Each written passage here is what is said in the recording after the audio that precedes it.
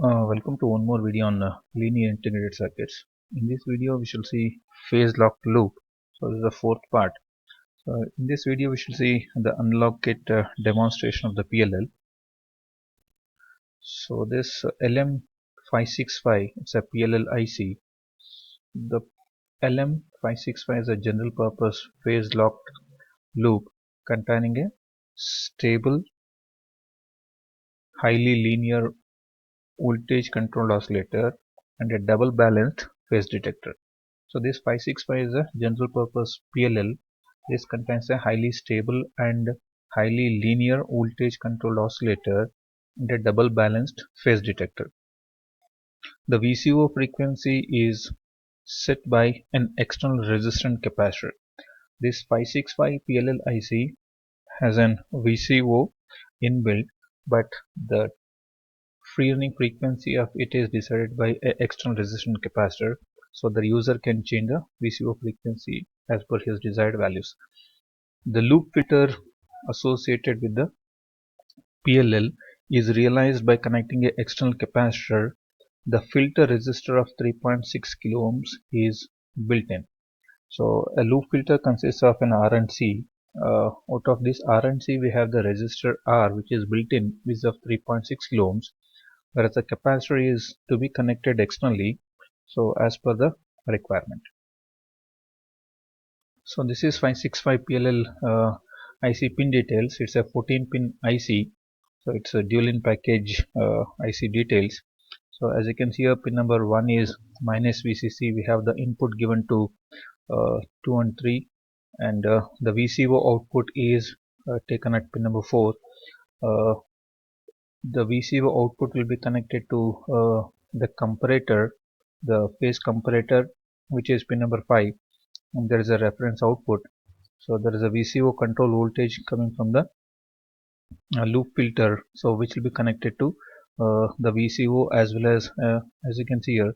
So there is a connection going from here to VCO, as well as there is a VCO control voltage is visible to the user.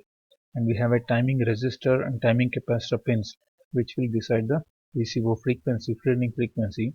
So there's a plus VC connected, and 4 pins are not connected to any of the internal. So as you can see now, the 565 PLL IC consists of a phase detector, a VCO, and an amplifier, and the loop filter will be realized using a capacitor connected to pin number 7, and there is an internal built-in resistor of 3.6 kilo ohms. We know this is the block diagram of a PLL, consists of a phase detector, loop filter, and a voltage controlled oscillator. So let us try to compare how does the block diagram and the IC look like.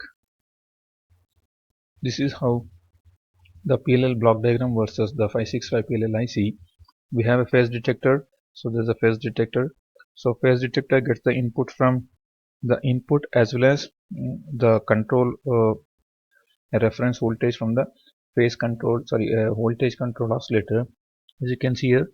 So this input, so this pin number 2 and 3 are corresponding to this input. So both pin number 2 and 3 are used for this input. So this input, that is voltage controlled oscillator input, is given from, you can see there is a voltage controlled oscillator output, which is pin number 4. If you connect 4 to 5, that happens to be this connection. So this is pin number 4, which is the VCO output. So that output will be connected to the phase detector input, which is pin number 5. Suppose if you connect 4 to 5, it is actually connecting this to the VCO output to the phase detector. If you are not shorting pin number 4 and 5, so this connection will not be established. So we will not be comparing the VCO output with the phase detector. And we have the timing resistor capacitors. So, and there is a loop filter. So here, which is in the block diagram, it is realized here by connecting a capacitor to pin number 7. So the internal resistance is acting like the resistive part of that loop filter. Now this is the PLL 565 circuit to track the input voltage.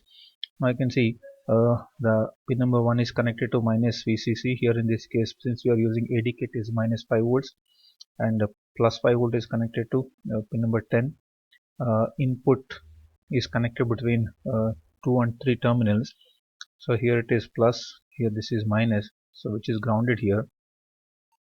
The input voltage which is derived from a waveform 1, so which will be usually connected to channel 1. You can see this is a VCO output. Pin number 4 is connected to the phase detector input. So this 4 to 5 connection will actually establish the connection from the VCO output to the phase detector input. And pin number 7, which is the VCO control voltage, which is like the error voltage. So this CF will actually act like the loop filter, and it's connected to VCC here. And we have this RT, which is a timing resistor, is connected to VCC, and this timing capacitor CT is connected to ground here. You can see the free running frequency is given by 0.3 divided by RT into CT. So there is a limitation in the value of R, so we cannot use any values of resistance. So the resistance value that should be used for this PLL IC should range between 2K to 20 kilo ohms, whereas the CT should be ranging from 100 picofarad to 0.1 microfarad. So this is the range of capacitance and resistors we are supposed to use it for timing resistor capacitor. So you can see this is the VCO design plot for a 565 IC. So this plot is obtained from the IC data sheet of IC 565. As you can see here, the frequency can range from 1 kilohertz to 1 megahertz, and you can see the values of R, which is there on the y-axis, ranges from 2 kilo ohms to 20 kilo ohms. So this is taken in logarithmic scale, and here the frequency is also in logarithmic scale. You can see the capacitance value is 0.1 microfarad. For a 0.1 microfarad, for varieties of resistance, the frequency varies from 1K to almost 20 kilohertz, and here it is from 20K to almost this is around 200 kilohertz, close to 200 kilohertz. Likewise, we can get different frequency range required for our application by selecting proper values of R and C, which is in the range of 2 kilo ohms to 20 kilo ohm and 100 picofarad to 0.1 microfarad. So let us conduct a PLL VCO using 565. So firstly, we should just take the values of RT as 2.2 kilo ohms and CT as 0.001 microfarad. The theoretical frequency happens to be 136. We should just verify what is the practical frequency. So let me just verify that this is 134 or slightly different.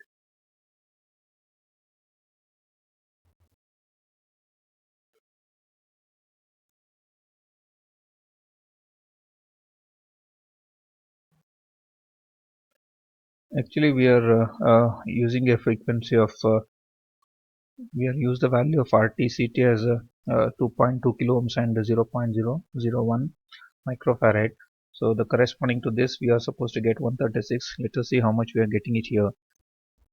So we have a AD kit connection made, and this C2 corresponds to the frequency of the VCO. So let me again run it. So now the frequency, so let me just turn on the supply. You can see now this is the inputs, VCO frequency, which is running at a frequency of 112 kilohertz. Even though it is designed for 130 kilohertz, so the VCO frequency is close to 113, 112 kilohertz. So this small variation is okay. So let us change the values of RC and try to find out what is the free running frequency. So let me change the value of RC to another set of readings which has been kept here, which is now it is, let me connect RT from 2.2K to 10K, and let me just verify the frequency. The frequency has to come to around 30 kilohertz. So let me see, now this is not exactly 134, now it is 112.6 kilohertz. Let me just check it for with RT as 10 kilo ohms, because the value of RT should lie between 2K to 20K. Let me change the RT from 2.2K to 10K, and let me verify the frequency. Now actually modified the value of RT from 2.2 kilohms to 10 kilohms. The VCO frequency now is 30 kilohertz. Now we can see it's almost exactly 30 kilohertz. Now there is one more way of verifying the VCO frequency that can be done using this network analyzer.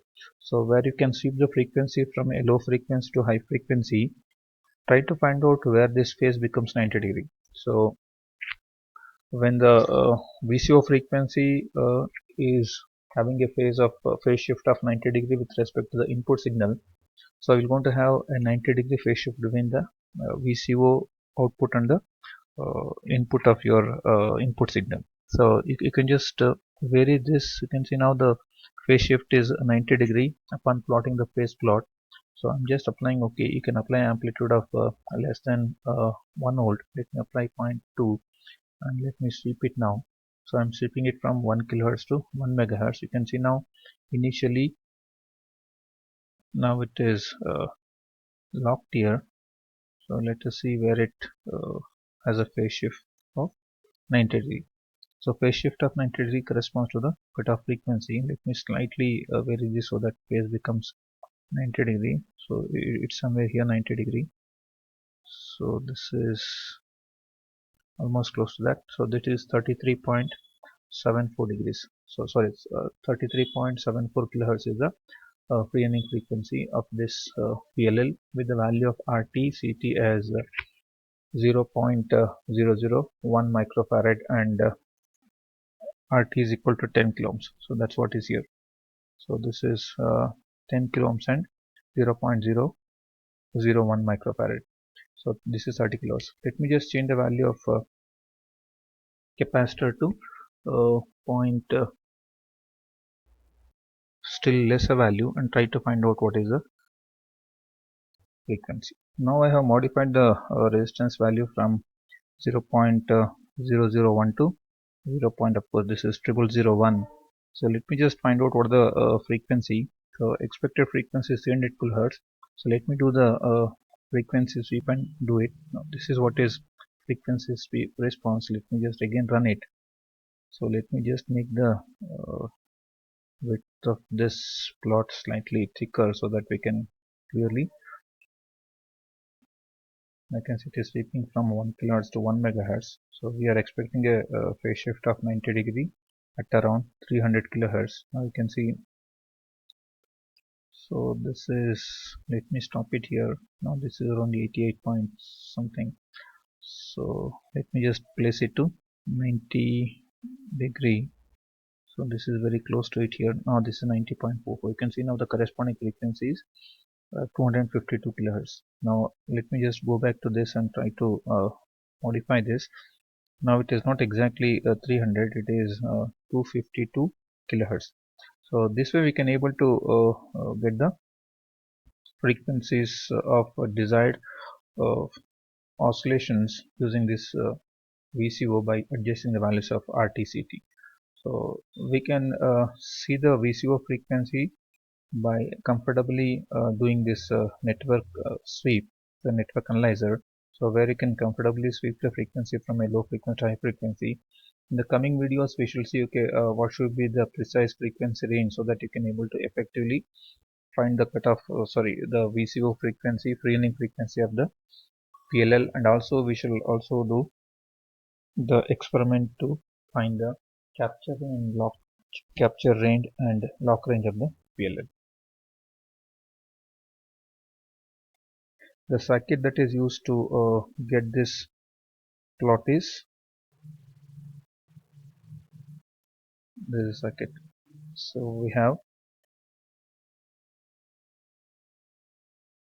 this minus VC connected to pin number 1. Input is applied to this because you can apply a square wave of any frequency preferably close to the oscillating frequency of the VCO.